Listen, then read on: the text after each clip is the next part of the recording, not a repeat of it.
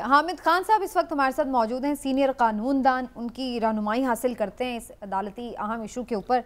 हामिद खान साहब, सर बहुत बहुत शुक्रिया आपके वक्त का। सर सबसे पहले ये फरमाइएगा कि ये जो एक नई चपकले शुरू हो गई है केस के जो मेरिट और डी मेरिट्स हैं उस पर तो बात ही नहीं हो रही फिलहाल, तो इस पर उलझ गया मामला कि क्या चीफ जस्टिस साहब को ये बेंच बनाने का इख्तियार इस्तेमाल करना चाहिए अभी कि नहीं करना चाहिए, जबकि इसके अगेंस्ट एक लॉ जो है वो बन चुका है, अगरचे वो भी एक पेंडिंग मामला है। आपकी कानूनी राय इस पर क्या है हामिद खान साहब?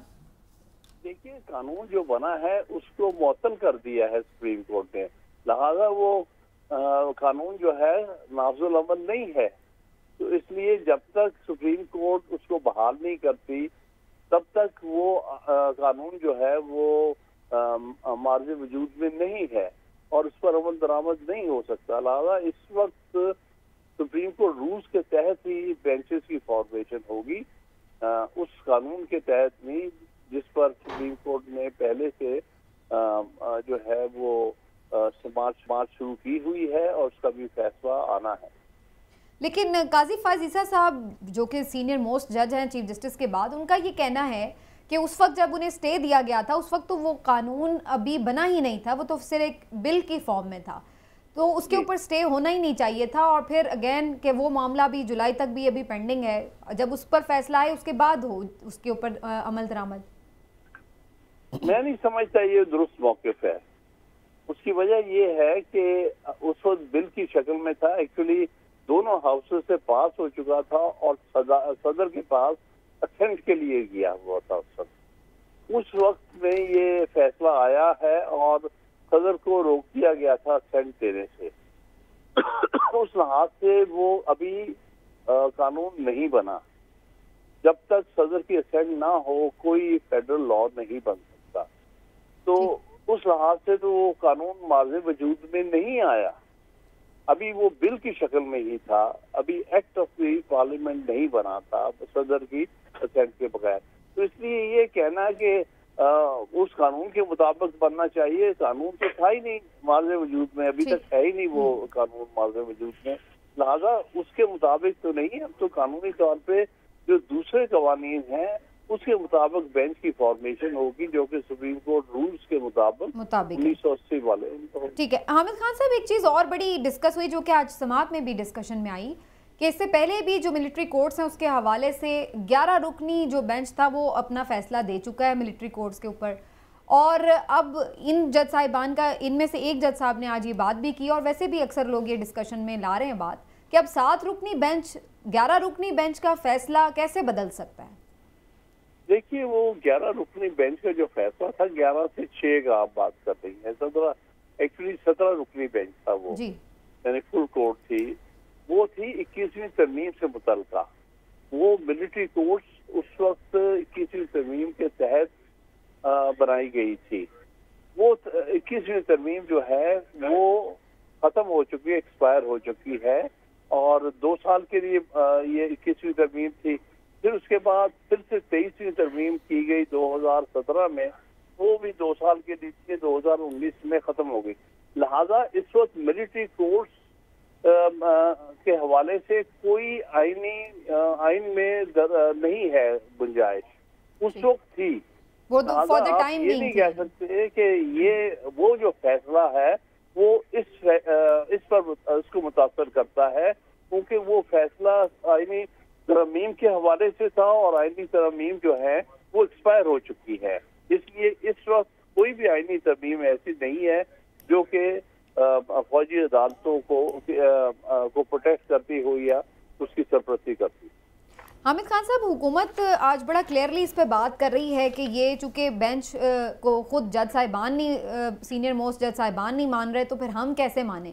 और इरफान कादिर साहब तो कल मेरे ही एक प्रोग्राम में ये बात भी कर रहे थे कि इस तरह का कोई फैसला जो है इस अदालत का काबिल अमल ही नहीं होगा, हम पे वो लागू ही नहीं हो रहा। तो वो इस तरह का इंदिया दे रहे हैं कि सुप्रीम कोर्ट कुछ भी फैसला करे इससे कोई फ़र्क नहीं पड़ा, हुकूमत को वो अपनी मर्जी करेगी।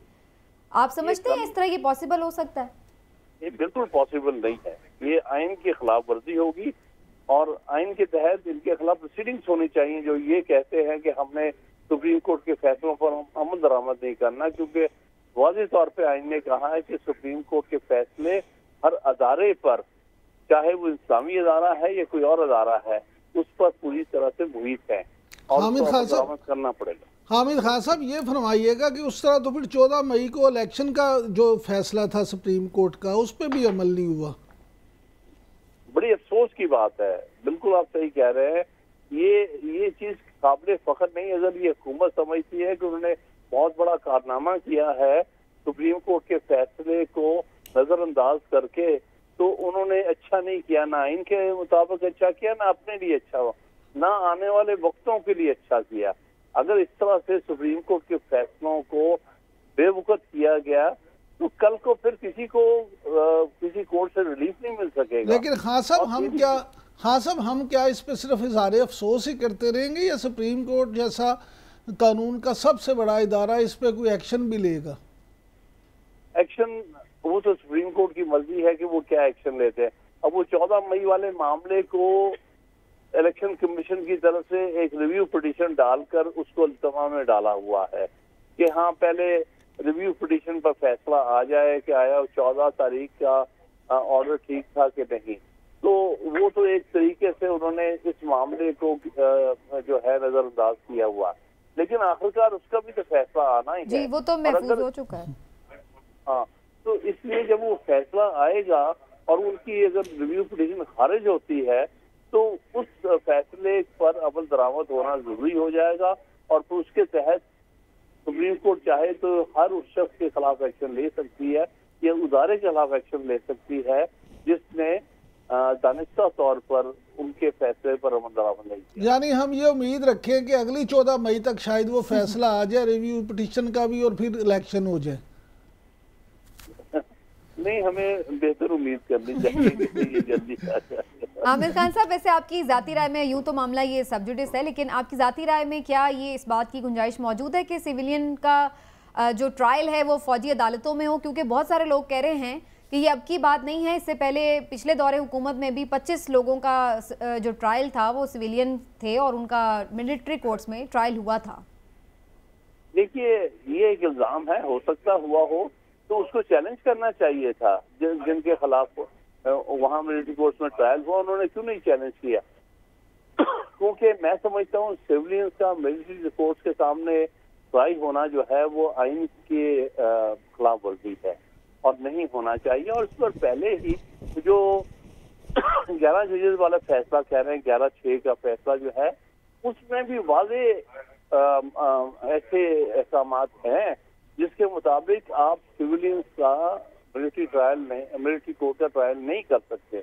आप अगर उनको भी फॉलो कर लें तब भी नहीं हो सकता। अच्छा। और उससे पहले 9 रुकनी बेंच का एक फैसला है 1999 का लियाकत हुसैन वाले केस में, जिसमें उन्होंने कहा है कि जहां सिविलियन कोर्ट्स काम कर रही हों और उस एक्शन की सजा जो है या मुकदमा सिविलियन कोर्ट्स में जैसे एंटी टेररिस्ट कोर्ट है उनमें चल सकता हो, तो वहां मिलिट्री कोर्ट्स के सामने केस पेश करने का कोई जवाब नहीं। ठीक है, बहुत बहुत शुक्रिया आपका हामिद खान साहब। Sir, thank you so much, आपने वक्त दिया।